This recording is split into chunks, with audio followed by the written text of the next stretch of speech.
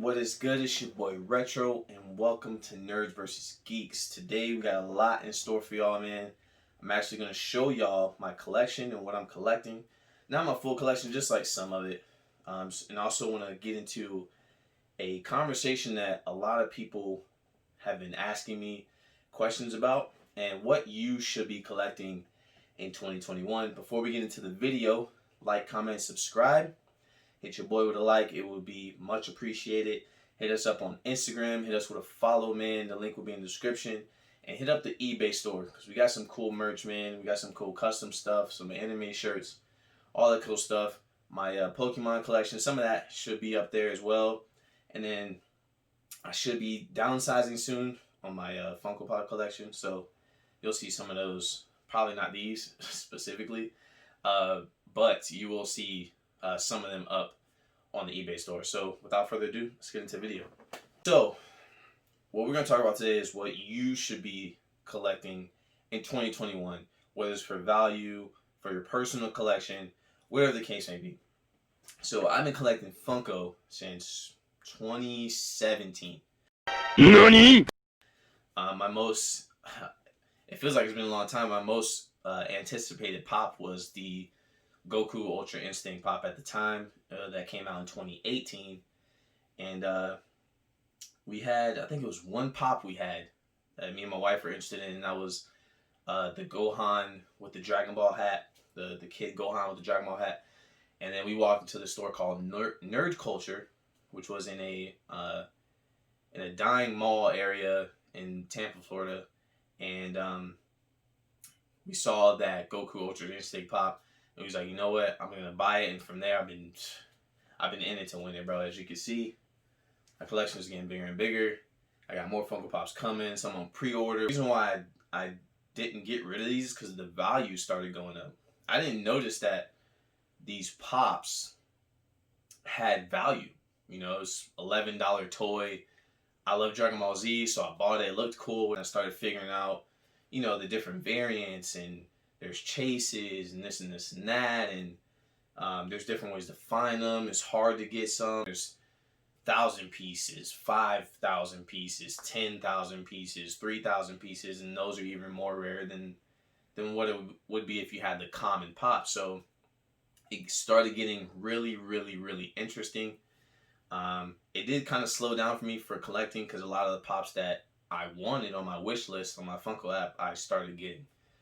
Right now, there's only like 10, probably 10 of them on there that I want to get right now. But these are my top three favorite in my collection. That's why they're here. I do have some vaulted pops, some Comic-Con pops. This is my all-time favorite, man. This was an awesome, awesome design, awesome pop, glows in the dark. Naruto Hokage is a beast as is. You know, everybody loves Naruto, so that was just one of my favorite pops. And then, you know, Super Saiyan God Goku and Bakugo. The San Diego Comic-Con releases were just amazing. I love those Funko Pops, man. I waited in line for like 2 hours for those, so that was an awesome feat to get those. So moving on to that, Yu-Gi-Oh, man. So Yu-Gi-Oh cards is something that I collect. I do have some first editions that I open for Phantom Rage, and then I do have some here that I'm going to be opening soon. I have some Phantom Rage, and then I picked up a Genesis Impact like randomly at a Walmart yesterday. They had like one left. They're going because of that first edition stamp, man. Like, you get anything first edition, and then they have like this new series of cards called Starlight Rares, where the entire card is like lit up like stars in the sky, and those are extremely rare cards. Ungraded, they cost more than probably some of the Charizards that are coming out of the Champions Path boxes. So that's it's a good investment if you're collecting for value. To be honest, I was doing that at first, and then I got hooked, man. Like, I love the artwork in some of these cards. I love what some of the cards can do. I started collecting Yu-Gi-Oh again only because of the fact that it is one of the easiest and most tactical card games in the TCG world. So one of the easiest to learn, one of the easiest to play, but it's a lot more descriptive on what the card does and, you know, how you go about building your deck and everything like that. So that's why I'm collecting Yu-Gi-Oh cards for both, for value, and Yu-Gi-Oh is awesome, dude. Like it's low key right now because of Pokemon, and in my community, in the Funko community, it's a little dead there too. But there's still a lane for Yu-Gi-Oh, and it will probably become bigger. All right, so moving on to Pokemon cards. Now, we all know the hype, man. There's even people getting into it that's never even played Pokemon, mainly for the value. Now, I stopped collecting a long time ago. As far as the cards, I've stopped collecting a long time ago. But I've been playing since red, yellow, and blue. You know what I mean? Like since the beginning, I played every gen, and I just got Sword and Shield for Christmas. I think it was. I didn't have a Switch. I didn't want to buy the Switch, and I was playing PC. And the wife bought me a Switch for Christmas, and I was like, you know what? The only game I play on Nintendo is Pokemon and Mario. I mean, and Smash Bros, which I actually have to get. But yeah, so I've been playing the game for the longest of time. Sun and Moon was my favorite so far. So Sun and Moon and Omega Ruby, Alpha Sapphire. Gen 3 and Gen 7 so far, but I'm liking Gen 8, man. Like Gen 8 is really, really awesome. I like how they interpreted like some of the new legendaries. So right now, like Urshifu, Mewtwo was my favorite Pokemon, but right now Urshifu is that boy. He's a monster. So yeah, Pokemon cards, man. The only thing I would say, and some people don't understand, is people are buying out Pokemon cards like it's nothing, not knowing that a lot of them are worthless, especially the scalpers. There's a lot of scalpers buying out these boxes. This one specifically, this one's valuable. But there's some where you get like there's some V boxes that aren't worth nothing, and they're like, oh, they jump to it and they pay double for it, not knowing that it's not worth anything. Or they go on like different websites, or they're buying like booster packs, or they're buying blisters from series that like they're dead series. That's what I call them, like dead end series Pokemon packs.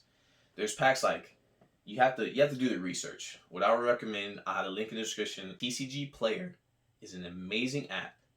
You can download the app, or you just browse on your phone, and you can go in there and it will open up the series. So say you go to Pokemon, you open up the Vivid Voltage series, and it will show you the entire card list catalog on and then it'll show you the trending prices on those cards. So in this pack, obviously in Vivid Voltage, you want the Secret Rare Rainbow VMAX Pikachu. Why? Because it's worth over $200. They also have the VMAX Pikachu, not the Secret Rare, the Ultra Rare VMAX Pikachu.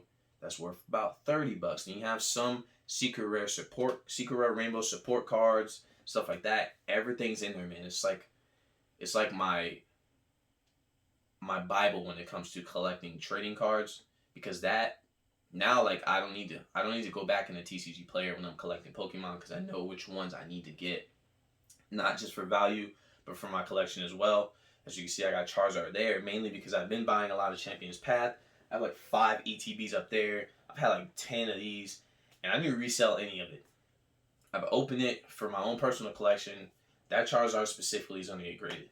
So do your research, man. You guys are probably buying packs and just like for no reason. The entire pack's not even worth what you bought it for. To be honest with you, especially if you don't pull Ultra Rare, which most Ultra Rares only run you like $1, maybe $2. If someone doesn't have it, or if it's a competitive card. That's another thing.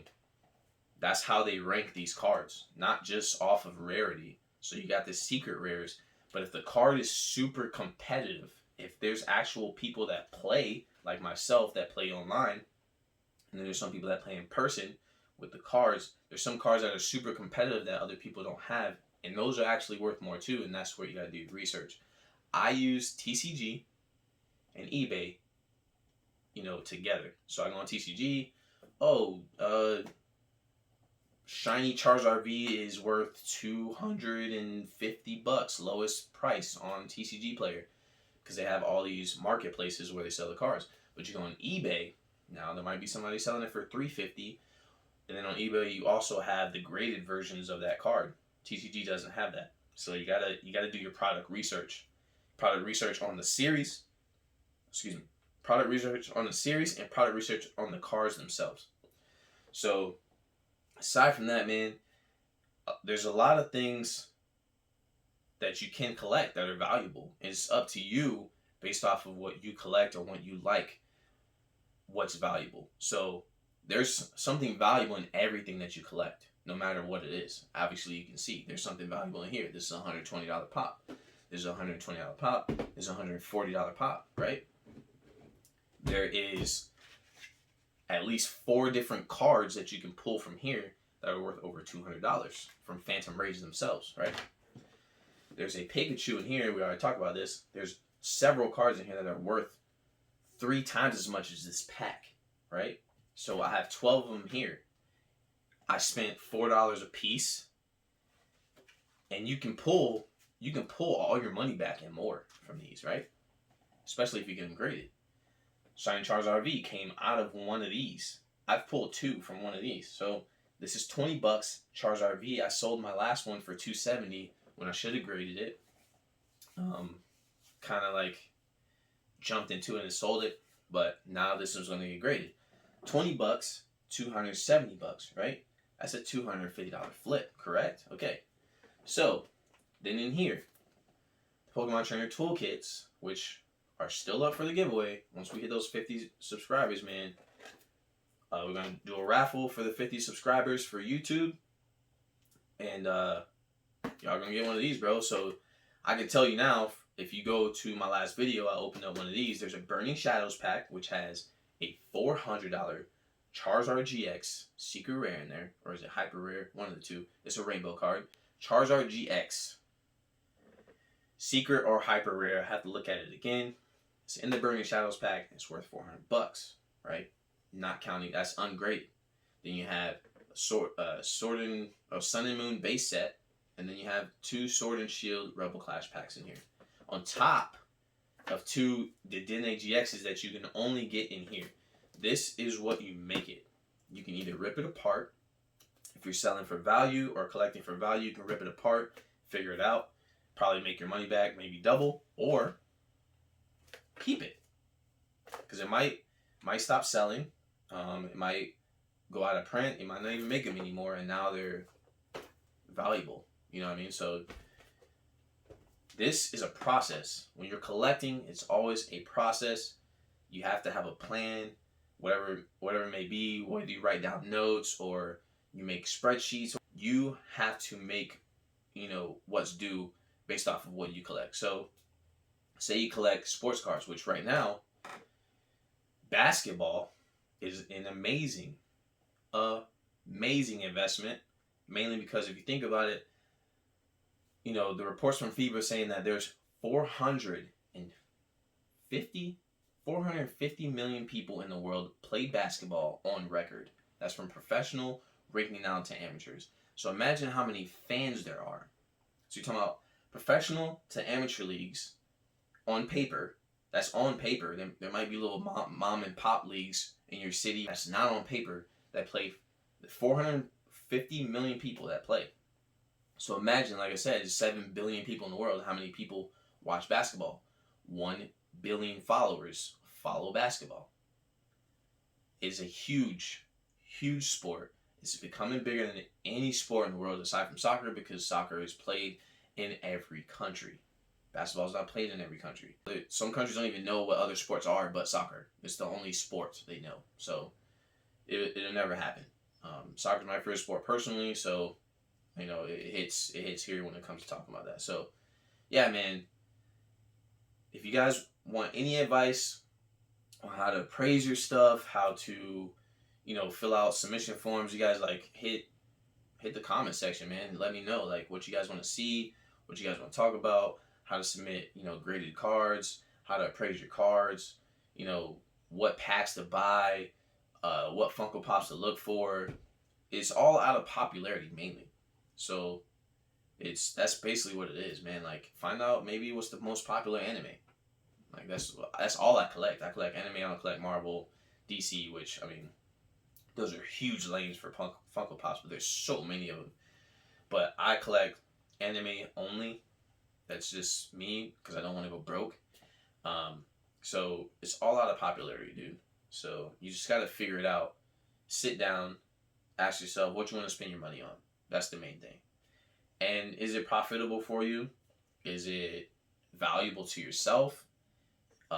Is it something that maybe you want to pass down to your kids in the future? Or keep it in the family, whatever the case may be, man. Because as you can see, those vintage Pokemon cards, man, that went for thousands and thousands and thousands of dollars, especially that Shadowless Charizard first edition. That was some crazy stuff, man. It just happened out of nowhere like that, so quick, and it can really hit home, especially for me when I've had multiple starters, first editions from the base set when I was younger, and had them sleeved up and everything, and now I have no idea where they're at, and that's because I didn't understand the value, So that it all depends on you, what you want to do, show your kids what it means to, be responsible, and what it means to keep stuff like this, is what I see when it comes to this. It's a lot more deeper than just, oh man, everybody's buying Pokemon cards. I'm gonna buy Pokemon cards because it's a great investment. It's a great investment right now, but what about the end of the year?